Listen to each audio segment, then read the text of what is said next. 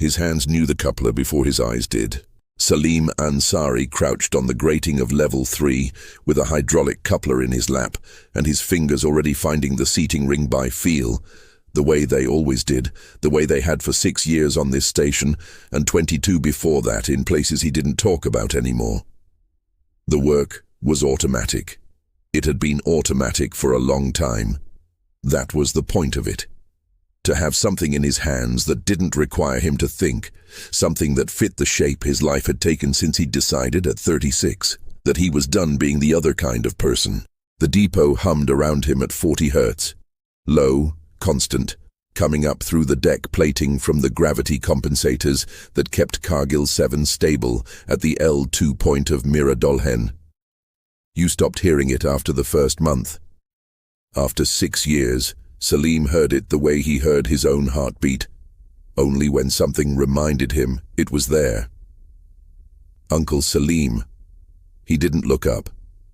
The flatbread is on the counter. Don't put anything on it. I already put chutney on it.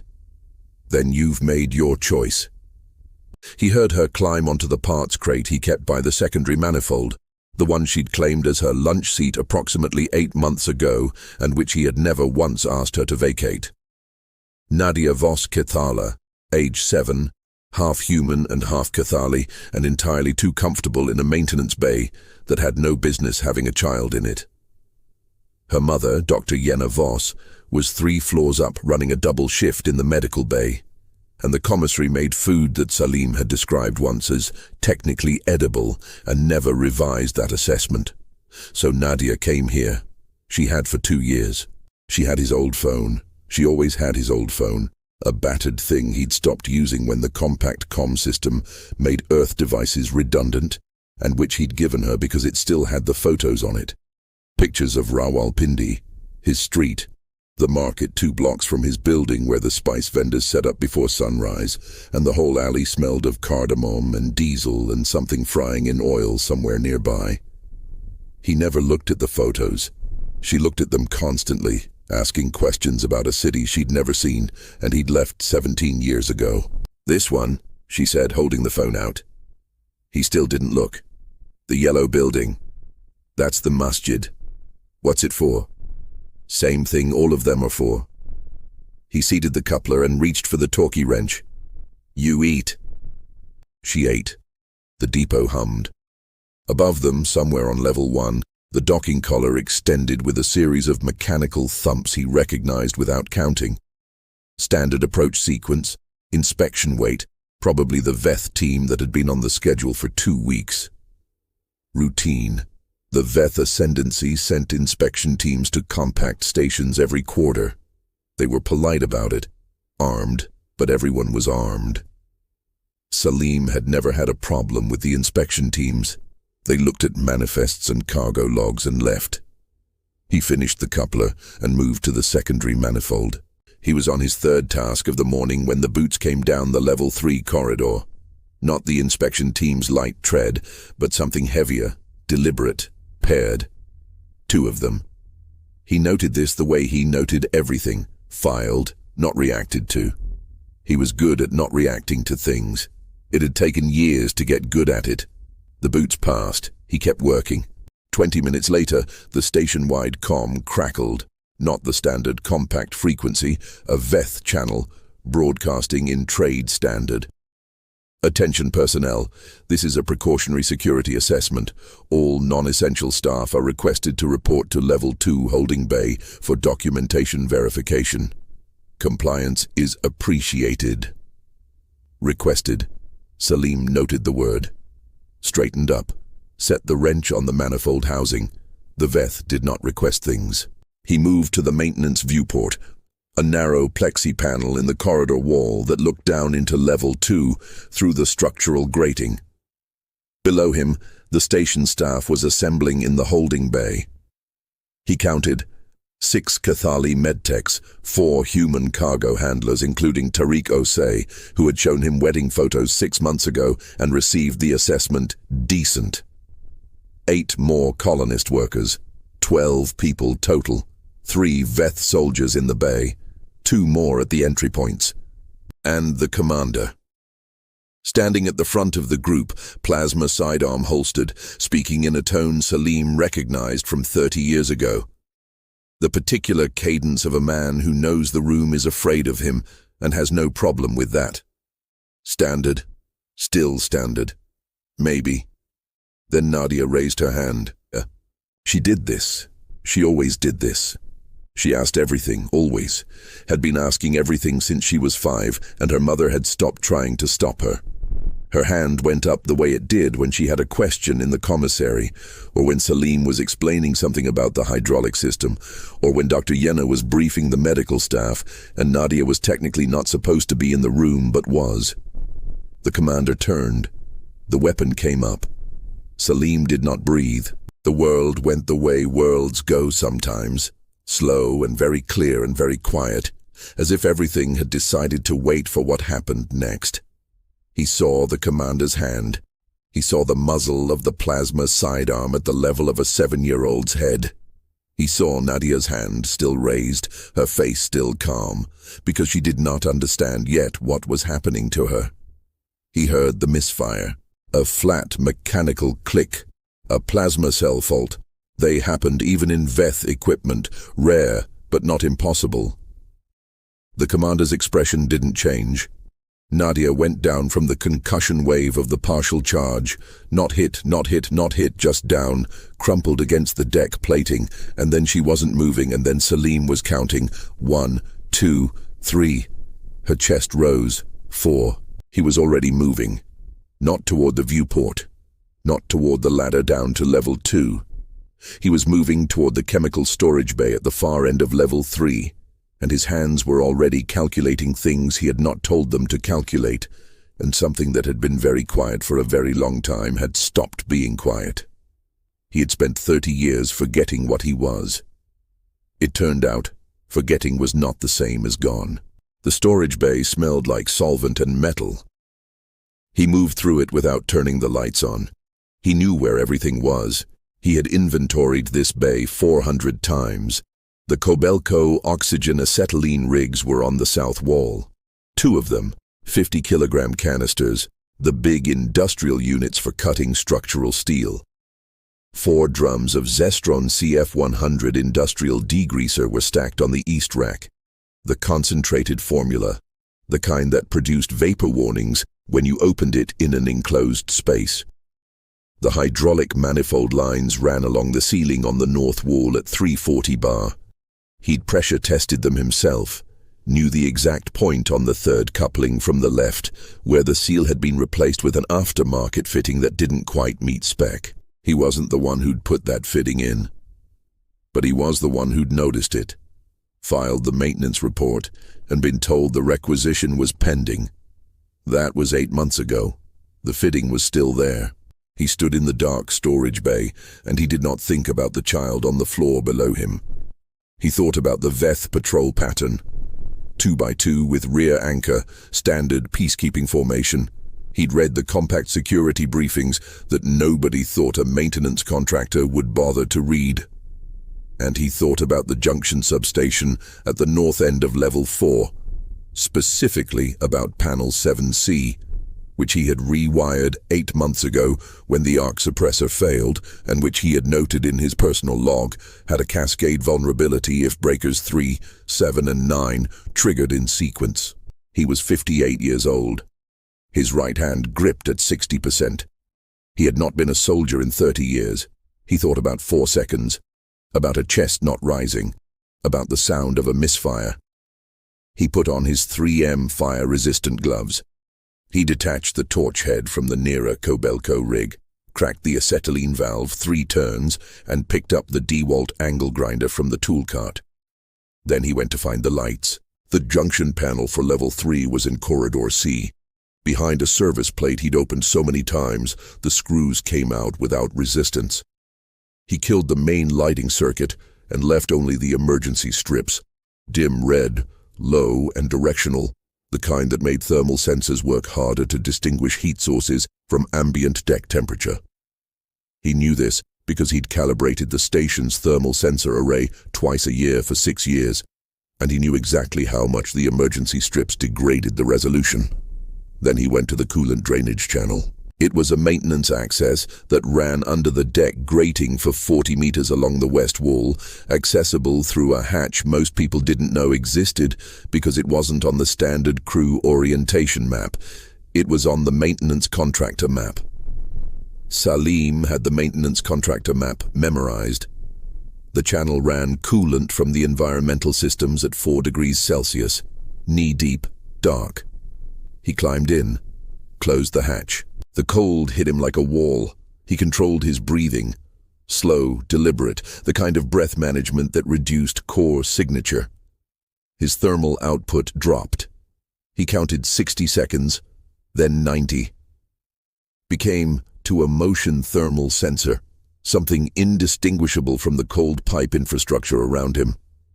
He heard the Veth patrol on the deck above. 2 sets of boots, 2 by 2, just as he'd read. Moving east along Corridor C toward the storage bay. Looking for the maintenance class softwalker, non-combatant, no threat assessment escalation recommended. He moved west, parallel to them, below them, silent. He came up through the secondary access hatch near the hydraulic manifold junction, 10 meters ahead of where the patrol would reach the manifold, and he was already across the corridor before his boots made sound on the deck. He reached the third coupling from the left, the aftermarket fitting. He had a pipe wrench in his belt. He always had a pipe wrench in his belt. Had for 6 years, same wrench, same spot. Weight of it as familiar as his own pulse. He cracked the fitting 1/4 turn, not enough to fail, enough to mist. 340 bar produces a very fine mist at quarter-turn leak, invisible in low light. He backed against the wall. The patrol came around the corner. The first soldier's hand went to the manifold to brace as he turned. Standard movement, something you do without thinking in a narrow corridor. His hand covered the fitting. His armored glove covered a hydraulic mist he couldn't see in the red emergency lighting. The second soldier raised his weapon to clear the next junction. Standard procedure, plasma cell active, the weapon's power system cycling. Saleem lit the torch. The arc from the plasma weapon's power cycle hit the hydraulic mist at the same moment the torch caught the vapor trail from the opened acetylene valve, and the 2 ignition sources competed briefly before the hydraulic flash won. It was fast. Very fast. The kind of fast that doesn't feel like violence until it's already finished. He moved before the sound finished traveling.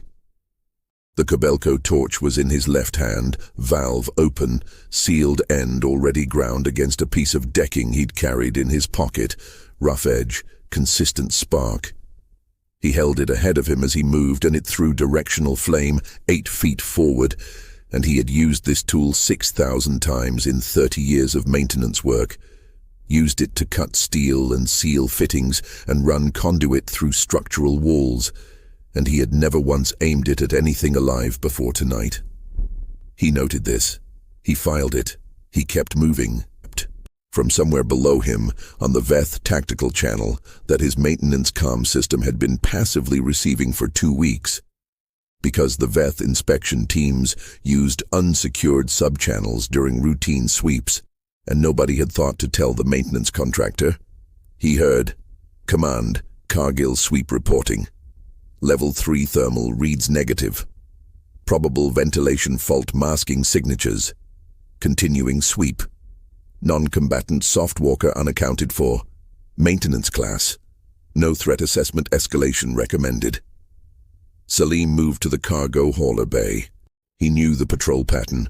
He knew there were 6 soldiers in the boarding party. He'd counted them through the viewport. 2 were behind him now, and no longer a concern. 1 was with the commander on level 2. 3 were on level 3 and 4, sweeping. He had 2 things he needed to do, and he needed to do them in sequence. And the sequence mattered because it depended on the ventilation recirculation system. And the ventilation recirculation system depended on the manual override in panel C7 that he had installed 2 years ago to allow maintenance bypass of the automatic air handling lockouts. He'd installed it with authorization. Maintenance override, standard procedure, documented in the system log. Nobody had looked at the system log. Nobody ever looked at the system log. He was the one who maintained it. He reached panel C7, opened it. Through the override, the ventilation recirculators for levels 3 and 4 went to manual. He shut the intake dampers and opened the return loops, a configuration that would, under normal circumstances, simply recirculate stale air. Under current circumstances, with the return loops drawing from the storage bay, it would recirculate whatever was in the storage bay.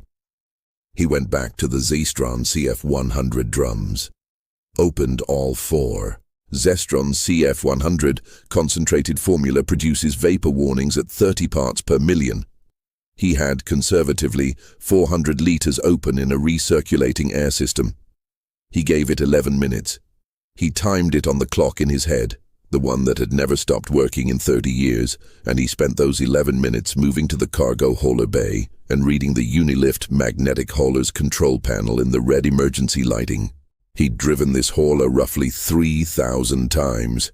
He knew its speed limiter was a software parameter, not a mechanical one. He'd noted this when he'd done the system integration 8 months ago and had written in the maintenance log that the limiter should be hardware confirmed. The requisition was pending. Of course it was. He found the parameter in the control interface, changed it from 40 to full. Then he went to the junction substation at the north end of level 4, and he stood at panel 7C, and he looked at breakers 3, 7, and 9, and he thought for a moment about the man he had been at 36 when he'd walked out of the Corps of Engineers and decided that he was finished being the kind of person who knew how to do what he was about to do. He thought about 30 years, about the weight of them, about the specific civilian life he'd built in the gap, the contracts, the stations, the work that was just work, the deliberate cultivation of an existence in which his hands fixed things instead of breaking them. He had been good at it. He had genuinely been good at it. He pulled breakers 3, 7, and 9 in sequence. The cascade in panel 7C produced an arc flash that measured, he would later estimate, somewhere around 8,000 amps across the level 4 junction array. The arc flash hit the Zestron vapor that the recirculation system had over 11 minutes, distributed evenly across levels 3 and 4 at approximately 900 parts per million, 30 times the vapor warning threshold. The pressure wave knocked him off his feet. He'd anticipated this. He'd already put his back against the substation housing. He went down and came back up, and his ears were ringing at a frequency he recognized from a classified operation in 2037 that he had no intention of thinking about right now. From the Veth tactical channel, "Command, level 4 is compromised. Something is wrong with the atmosphere. Requesting chemical burn protocols. Commander, 2 of ours are down. The softwalker is... We cannot locate the softwalker. The thermal system is... Command, please respond. Please respond." He moved to the cargo hauler. 2 soldiers were down from the pressure wave. He could see them through the smoke at the far end of the level 4 corridor, one of their suits burning with the particular blue-orange color of Zestron chemical fire. Veth tactical suits were rated for plasma, hardened against electromagnetic pulse, sealed against biological agents. They were not rated for concentrated degreaser vapor ignition. This was not a gap he had created. It was a gap that had always existed. He had simply found it. He noted that he was very calm. He noted that the calmness was not a good sign. He had been calm like this before, twice in his military career, and both times it had meant his body had made a decision that his mind was still catching up to.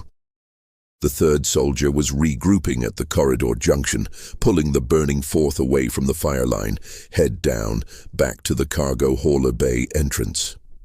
Saleem ran the Unilift. 2 tons of magnetic cargo hauler, speed limiter disabled, 40 meters of straight corridor, full acceleration.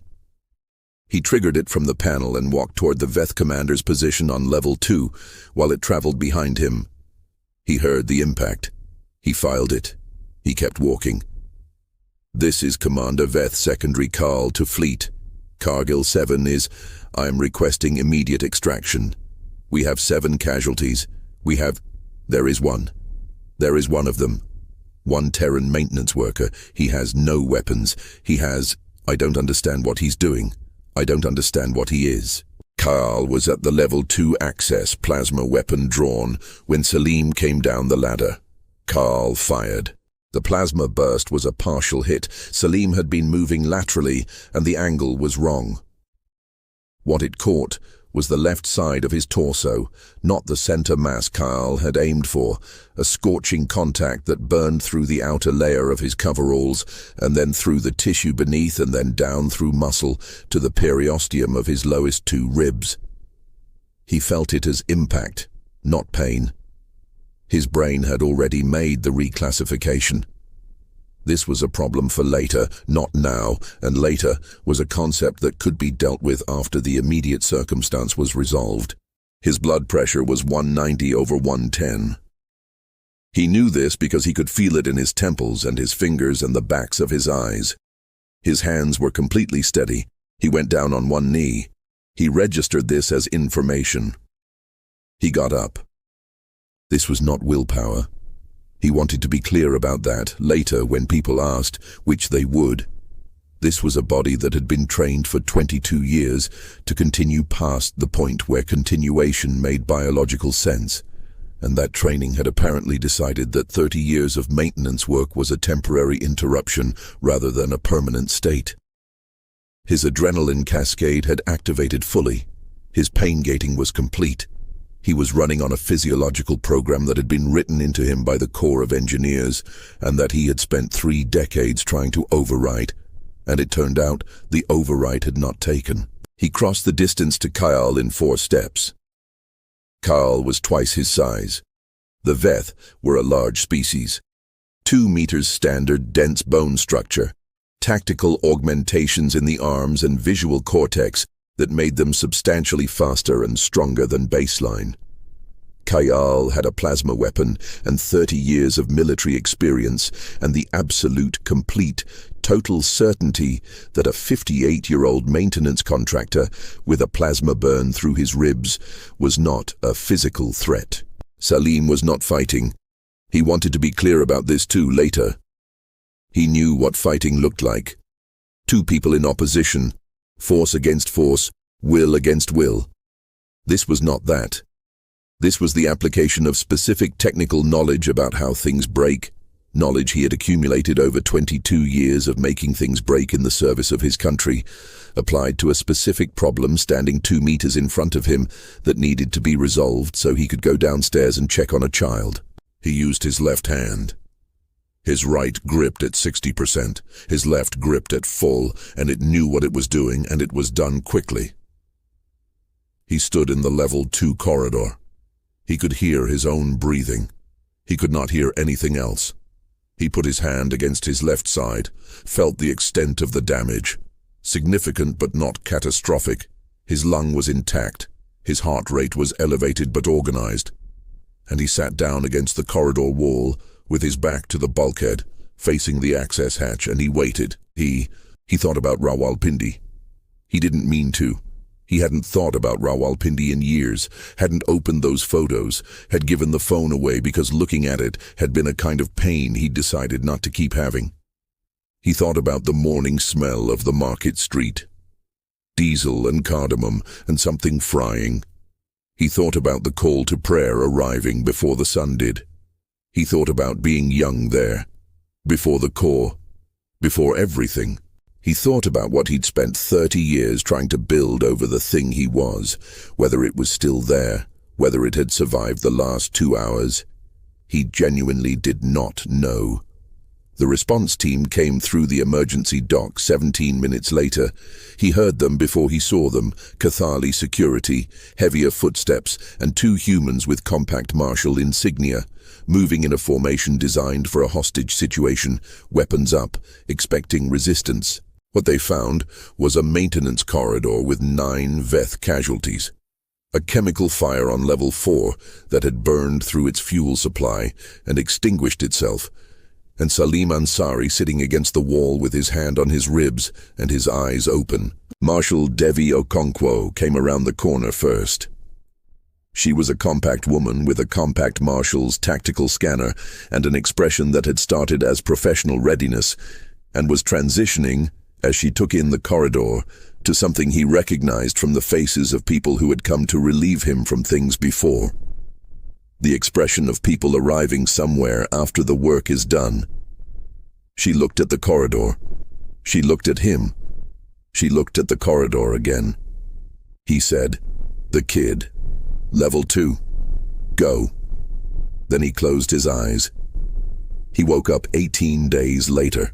The ceiling was the wrong color. He filed this information, determined it was not immediately relevant, and went back to sleep. He woke again 6 hours after that. The ceiling was still pale blue.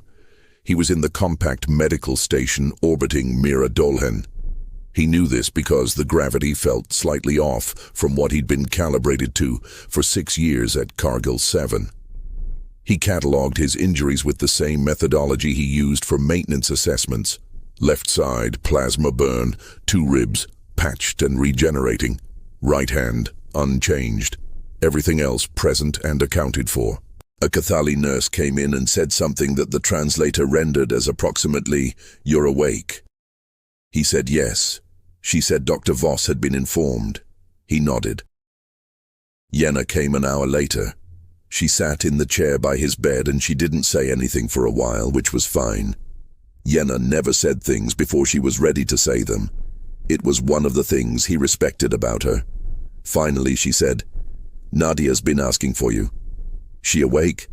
"Since day 12. She's..." Yenna stopped.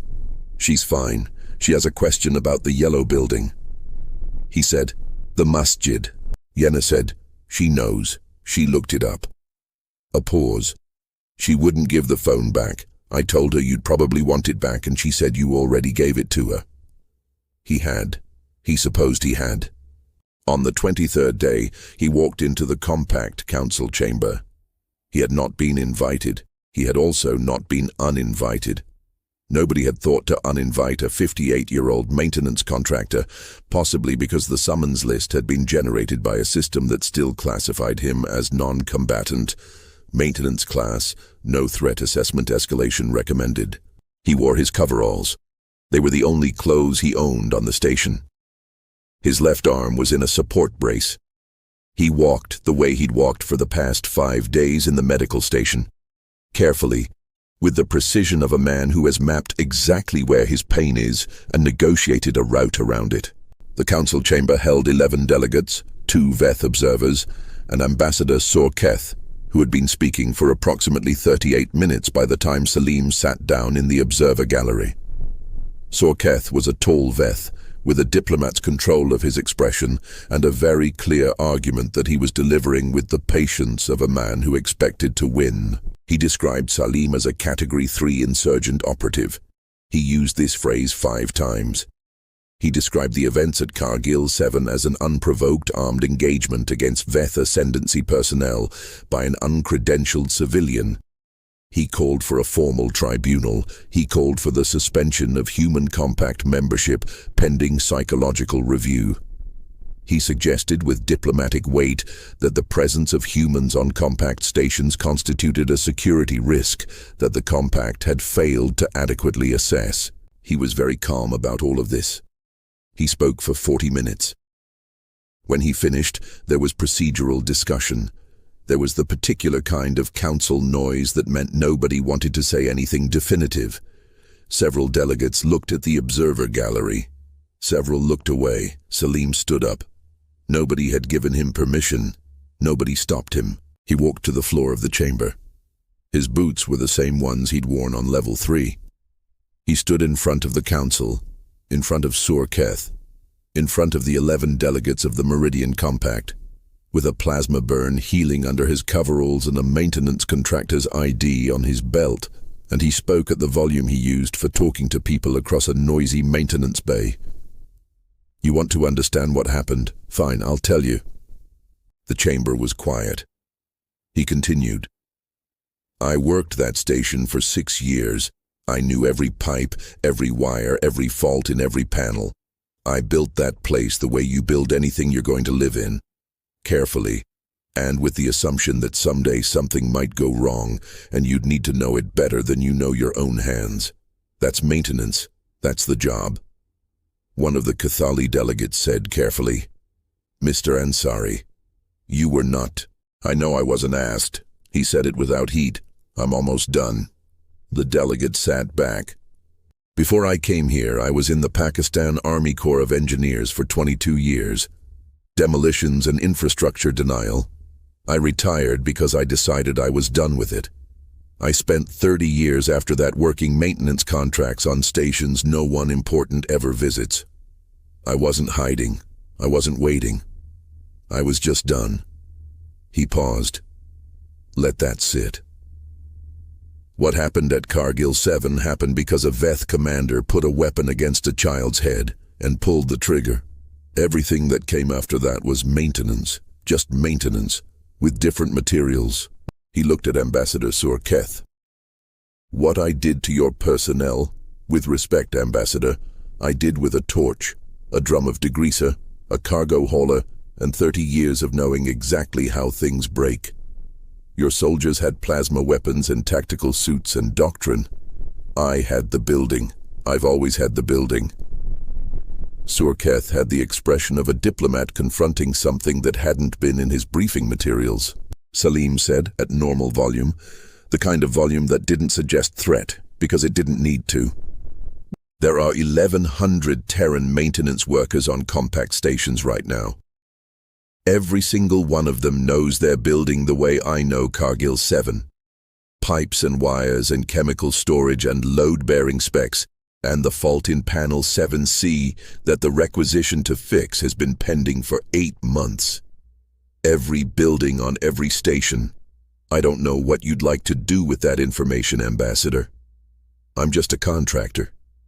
But I thought someone should say it out loud." He waited. Surketh was quiet for 6 seconds. The council recording would capture this. The recording would be reviewed by 47 separate analysts over the following year, and they would all note the 6 seconds, and they would all draw their own conclusions. Surketh moved to adjourn. He did not request the tribunal again. He went back to the medbay.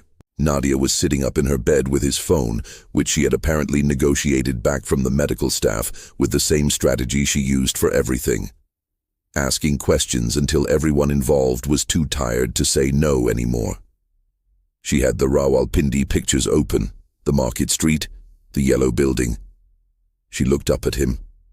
She said something in Kathali that the room's translator rendered as approximately, "You came back."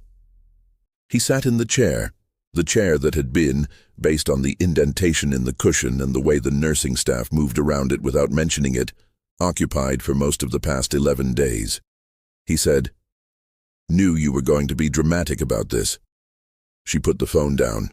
She took his right hand, the bad one, the one that gripped at 60%, the one with the scar from the wire pull in 2019. He let her. Dr. Jenna Voss asked him, later, in the corridor outside the medbay while he was clearing his discharge paperwork. She asked what it had been like. To remember. He stood in the corridor with the paperwork on his datapad and the brace still on his arm and the pale blue ceiling above him that was not the ceiling he had spent 6 years learning.